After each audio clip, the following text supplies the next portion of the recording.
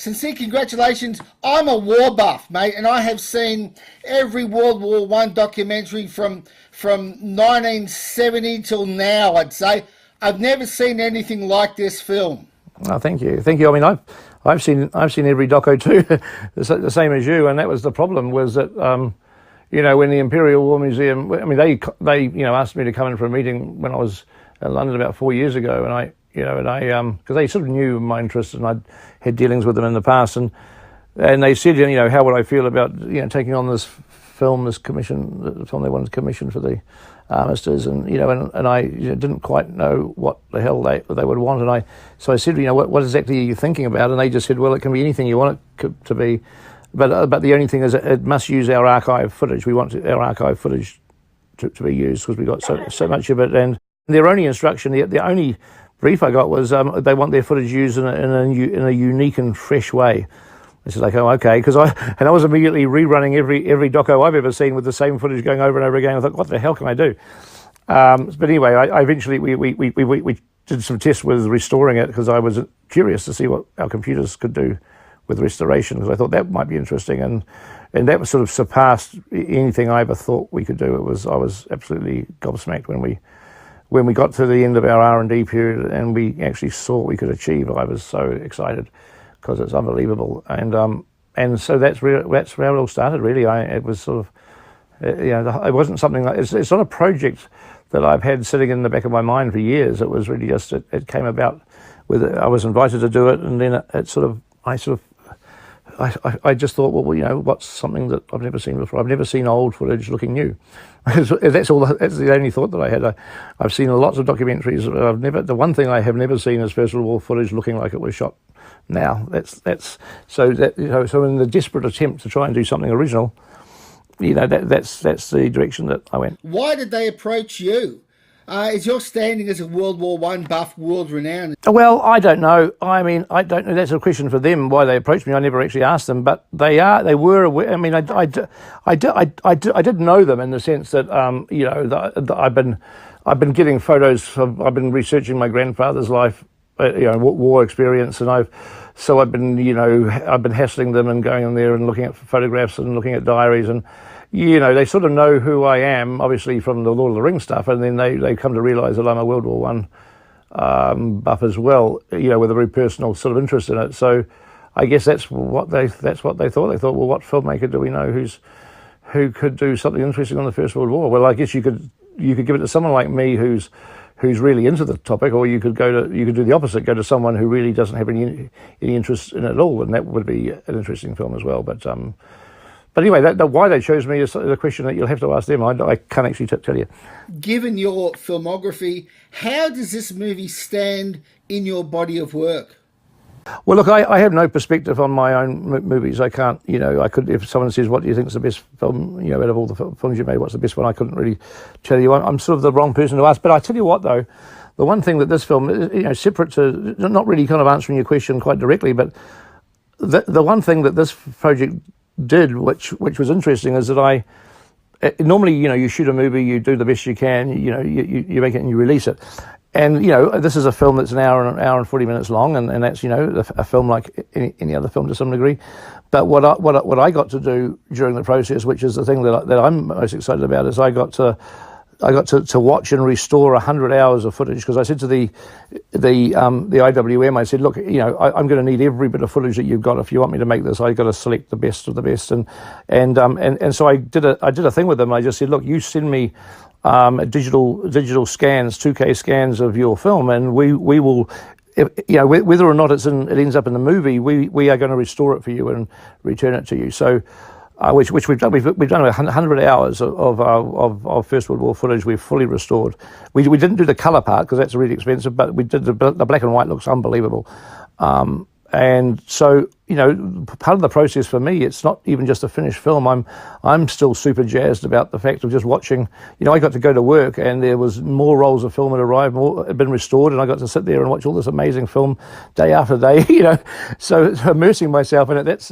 So that's something that I've never certainly experienced in any other film, is to that degree something that's got a sort of emotional resonance. And listening to 600 hours of veterans from the 1960s when they're still pretty young and vibrant. telling us all about it. I mean, some of those interviews are incredible. I mean, there's fractions of them in the film, but some of the interviews are 10 hours long, 12 hours long, and you can just they could be a film in themselves. You know, there's one guy's story could be a whole film, because some of them are incredible. It's fair to say, I think, that what we've got here is a prime example of state-of-the-art film technology in the service of a higher purpose. I'm keen to know how you would describe that higher purpose. I don't quite know what higher purpose means. I mean, it is interesting that we're taking something that was shot 100 years ago, and in order to make it look as good as we can, we're applying, you know, state-of-the-art techniques to actually get it looking amazing. And I did often wonder what the cameramen who were sitting there in the trenches, winding the handle of the camera, filming these guys, what they would think if they knew 100 years later where this was all going to go.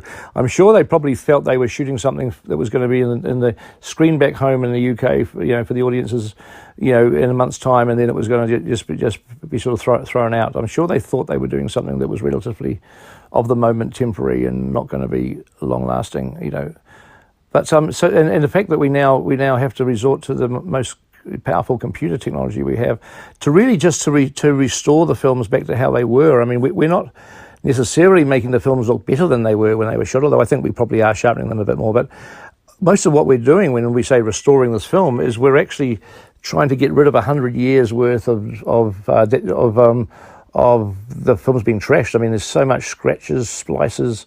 The sprocket holes have all shrunk because the film shrinks over 100 years, so they're now hops all over the place, jumps and shudders, and it's you know, and they've duped it. So most of the footage in the Imperial War Museum is a second generation, if you're lucky, third, fourth, and along the way they've got super overexposed, super dark, you know. So what we're really doing is we're not trying to sort of enhance the films. We're just trying to simply use our computer to get rid of all the damage that's been done to them and actually bring them back to sort of how they were on the day that they were shot, really. Yet in doing that, in deploying all this incredible technology onto this footage and basically putting it through a technical process, the end result is something that is incredibly humane, humanizing these guys and bringing to life this footage. The amount of detail, for instance, Peter, is absolutely astonishing. I won't go through my list, but the one thing I did notice is how bad their teeth were. Well, British dental work has never been the best. Even today, it's not. But 100 years ago, boy, it wasn't something that was on the list of their priorities. Getting implants and caps and everything wasn't really a thing that any of those guys cared about, I suspect, or they couldn't afford it. But it's the intimacy is a good comment, because the one thing that the restoration does, I mean, I was sort of concentrating when we were doing the first tests of how well we could restore this stuff, and I didn't know what we were going to get. We're just trying it. I was, focused on the technical stuff of getting it stabilized and the grain and the scratches, all this sort of stuff. And what took me totally by surprise when I got to finally see the thing finished and, fully restored, is what I wasn't expecting was the faces just come to life in a way I still find it amazing. I've got the 100 hours on a iPad, and I often just sit before I go to sleep and I just watch chunks of it, because it's captivating just seeing these people again come back to life. It's like they've had this sort of foggy filter over them for 100 years of the scratches, spit up jerkiness. They've been there, and they were there, they were filmed, they were captured, but we've fogged them out with all this film damage over the course of the decades since. And now, when you get rid of all that, and they come back to life again. And so when I saw those faces, when the first stuff was coming through that we were restoring, and I saw those faces, because I didn't really know what the film was going to be. I let the film sort of make itself, and that told me that the only voices we should hear should be the guys that were there. No narrator, no bloody historians talking. It should just be only these guys. They've now come to life in the restoration of the pictures, and we should be hearing them talking, nobody else talking. So that's really one.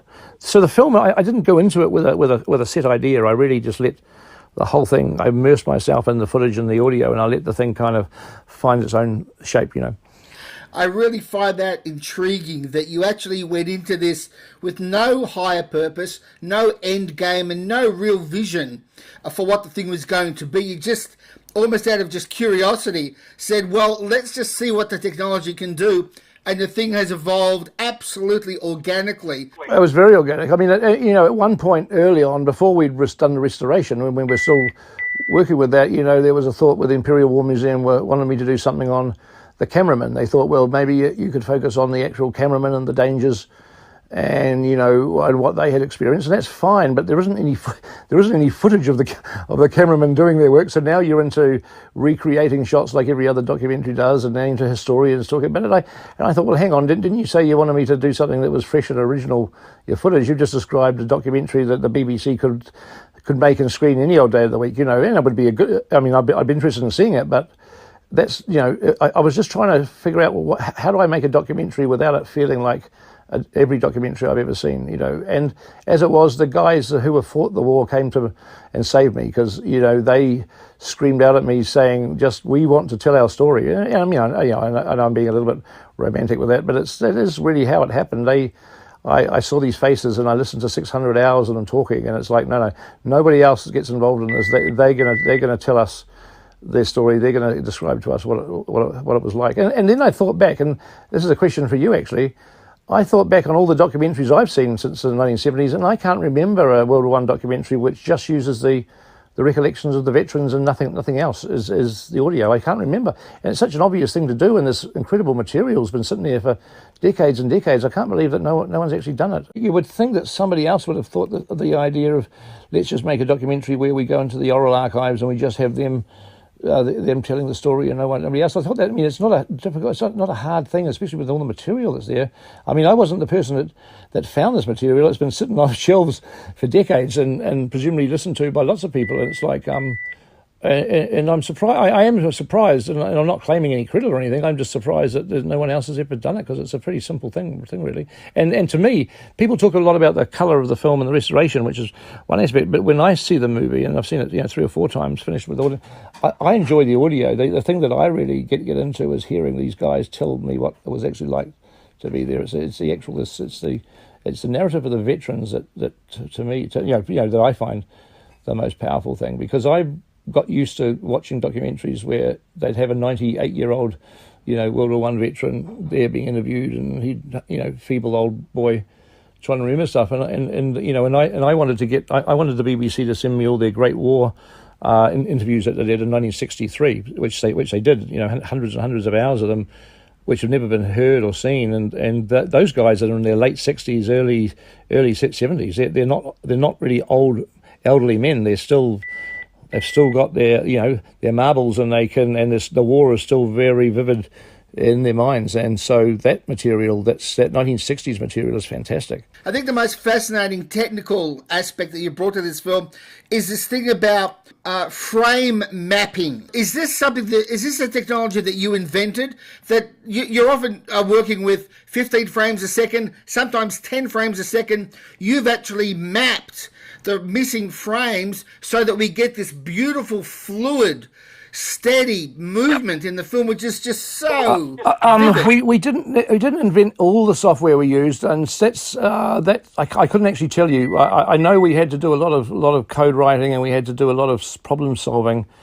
That's something that computers have been able to do in some form or another for a while. That sort of adding missing frames. So I wouldn't certainly claim credit that we invented that technique at all, but it is fascinating, because because one of the things that I learned on this, I was, for all the time that I've been interested in the First World War, I've always bought into the thing that you read in the books, that the old silent, the footage of the First World War was shot at 16 frames a second. That's what I always thought.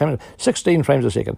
And I tell you what, if we found any shots that were 16 frames a second, it was a great day, because you'd have an 8-minute reel, of like some film that they made, 8-minute long, and within that 8 minutes, every shot would be a different speed. 12 frames, 10 frames, 11 frames, 14 frames, 16 frames. Most of it was 13 or 14 frames, and occasionally you get an 18 frames. And you see, the thing with the speed change is, where you're going to. You want to go to 24 frames a second, which is the normal speed. But you can't do that unless you know what the original shot was actually shot at. You have to know that you're starting out with a 12 frame a second shot or a 16 frame a second shot, which we obviously can't know because there are no notes or is no. So we became very good at being able to actually look at a shot and say, oh, that's a bloody 13 frames.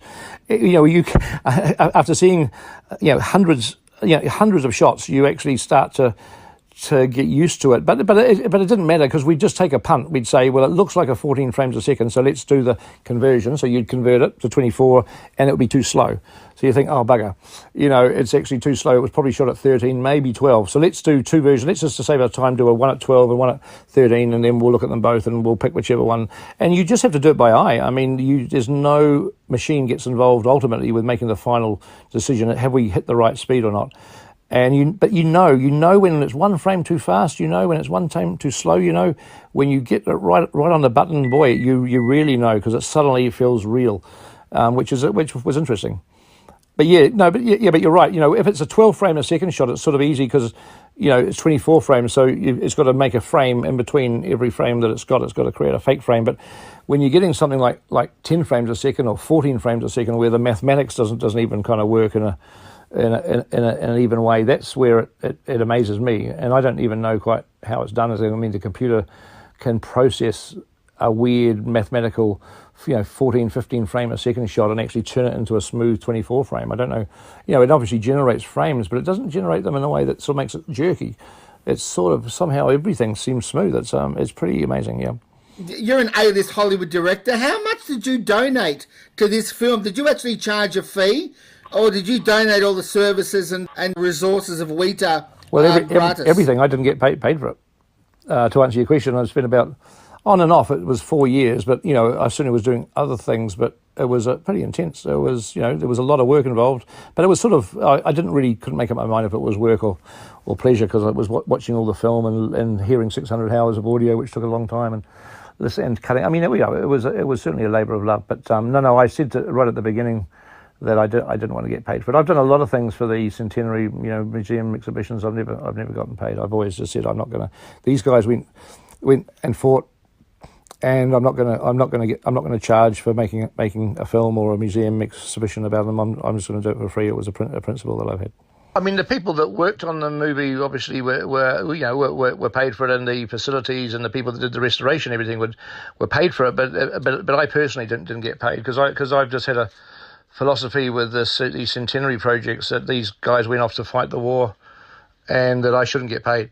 You like to work in trilogies, I've noticed. Are there going to be more of these films? Maybe one about the sea war, one about the air war, one about the home front? Have you got more films planned? Oh, well, look, I mean, you're quite right. I mean, when I talk about the 100 hours of footage and the 600 hours of interviews, there's so much great stuff. There's great footage of the factories, the munitions factories, incredible stuff of them building guns, and back in the, with all the women heading the workforce, which was incredible. And there's amazing stuff of the Royal Flying Corps, the great footage. I mean, there's so much great footage, and we have actually got that footage and we've restored it, so it's there. And the interviews, there's great Royal Flying Corps interviews, fantastic interviews with nurses, with so there's there's bunches of stories you could tell. So I'm hoping I don't have any plans right now to do any more films, but the material is there. We've restored it. We put it back in the vault, and everything that I had access to, other people can have access to. So hopefully it'll inspire